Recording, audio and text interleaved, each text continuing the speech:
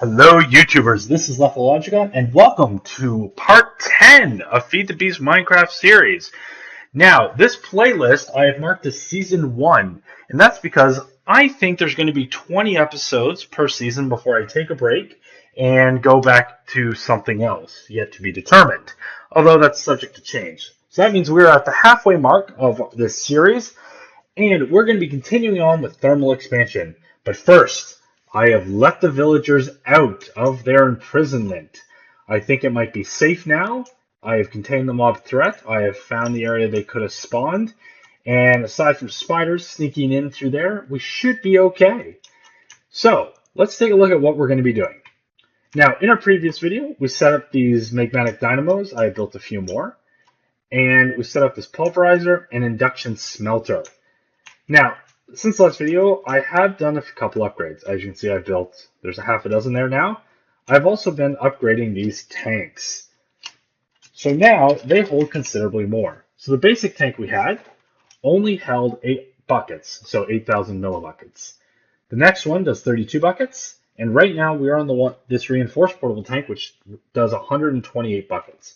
So let's recap this recipe. It's a copper with 4 glass, and to upgrade, you just surround it with 4 of those Invar ingots, which we covered last video, and then 4 hardened glass. So I've done that because there is a bit of a lava requirement on here. I have also upgraded the energy cell, which we will have to grab from the quarry because it's currently powering it. But I can show you. So the previous one only had 400 RF of power. This new one has 2 million RF of power. So means I don't have to go back and forth as often, and once it's charged, it'll hold a little bit longer. So it's just a little bit easier, and that quarry keeps going. On to today, we're going to look at the magma crucible and the fluid transposer. So let's take a quick look at this recipe. We need 2 Invar gears, a redstone reception coil, 2 nether brick, a machine frame, and an energy cell frame. So let's get started on that. Now I've built most of the components. Now we just need nether brick. So in order to make nether brick, you need to combine 4 of these bricks pieces together to make a block. And in order to get these, you could go hunting, as in the nether they have the fortresses that you can go mine these out, or you can just take netherrack, put it into any kind of furnace, wait, and it will produce 1 nether brick. So it's just 1 to 1. And here we are. So that makes things a little easier. So now we got those 2. And we are going to start with the magma crucible. So we're going to do, it was this. It was 2 Invar and 1 of these. So there's the magma crucible. So what this does, it will melt items down into a liquid counterpart. So we're going to just put this up here. We're also going to remove this bottom output and all these other ones, just to make sure nothing happens. And the next item we need to build is the fluid transposer. So the fluid transposer is a bucket, 2 glass, 2 copper, a machine frame, and a reception coil. So let's see if we can just build this one quickly.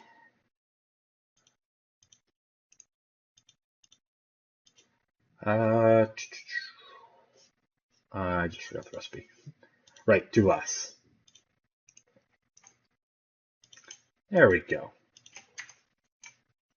So let's take that and put it here.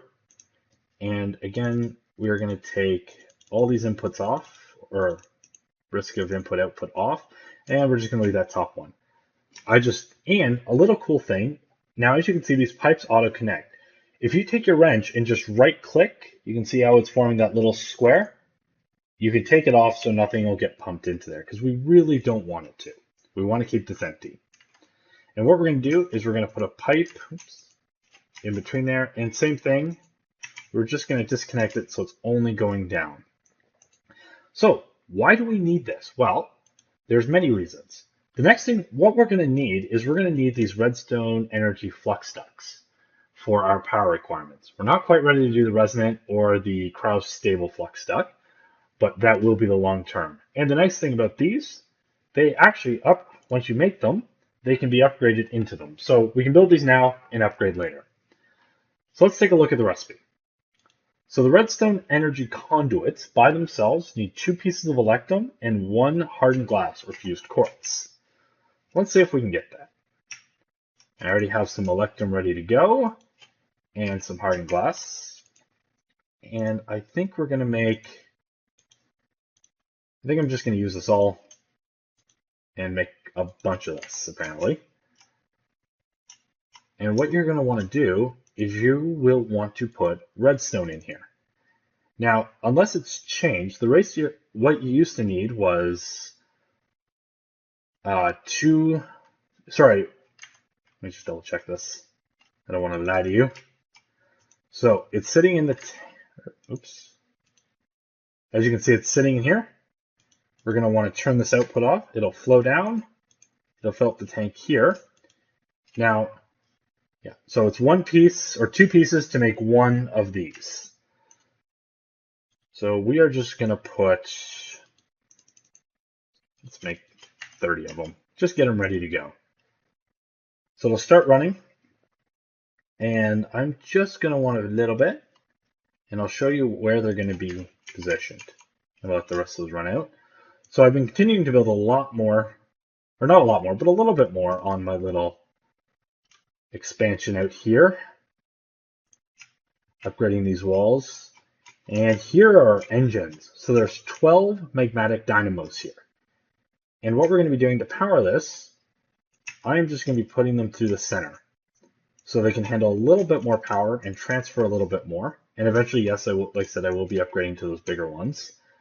And I have a small input here where we will put the lava tank to charge everything up. I haven't done it yet because all my other machines are out there and I don't have enough resources ready to go to wire everything up.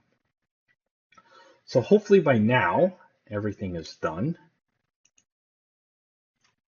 Or at least enough are done.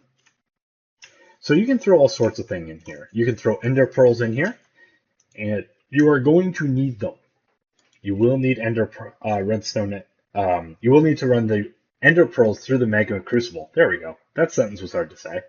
Because some recipes later on, like any of these, requires this enderium, which has a nice fun recipe, which requires a bucket of resonant ender. So you can also use this to take netherrack, and netherrack can be used to make lava. So you can actually set up an infinite supply as long as you have netherrack. Because if I take some here, and I'm going to detach this wrench, and I can do that. What will happen is as this is going through, it will get smelted into lava. Or not smelted, but broken down into lava. And the cool thing is their power requirement, it costs less energy to break this into lava than these things do, than the lava generated. So I believe it's 8,000 RF to break it down. However, it generates 18,000. So you get a 10,000 RF profit, if you want to look at it that way. So it's kind of a cool little hack if you want to get infinite power. You just set up a mine in the nether, and there you go. So we're just going to let that run and give ourselves lava. And I think it's time to go see how our quarry is doing. And we are back with our quarry here. And so this one's drained, and this one, just ran out. There's probably just a little bit of residual power in there, so it'll be done soon. But it is mining down, and as you can see, these chests are getting filled up with all sorts of cool things. Diamond, which is always nice. You can never have too much diamond. Some new little gems and ores we have here, like this one, topaz. I actually have no idea what this is used for. Apparently you just make blocks out of it. Maybe we'll find something else cool. Paradox, which apparently can be used to make a few more things, so that's pretty cool. And all sorts of shards and redstone and rubies and all those fun resources to have. So I am just grabbing the obsidian out here because I do need it to make the hardened glass. Looks like we didn't get a lot, but even so, every little bit helps. Sometimes you hit massive lava lakes, and when that water hits it, you just get more obsidian than you know what to do with. So I guess that's all we're going to get from that. I'm also just going to break... You know what? I think it might be time to take both of these back. My lovely death markers. Just let you know, you have died 4 times. Mostly due to that damn witch. I occasionally run into them, but I don't let it hit me 500 times. And to make sure I, actually fill up on food. Although I will confess, a couple times I've put it back on peaceful because I was about to die. I was really far away and I didn't want to die. Alright. So, let's get these 2 items charged up. Nice thing about these dynamos running like this, they do charge things a lot faster than those electrical engines we had earlier. So we're just going to put one here, one up here, and then make sure the outputs all are accepting, because what it will do is it will push items in from all sides. So let's say these things have a maximum of 10, for the sake of argument, but it's pushing in 10 on 3 different sides, so it's getting 30. So it's a little bit faster to do it this way.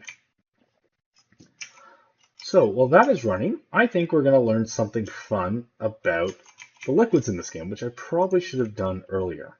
So in the Feed the Beast mod packs, you quite often come across a lot more liquids, and you want to be careful of some of these. So you have your regular lava and milk, but you also have sludge.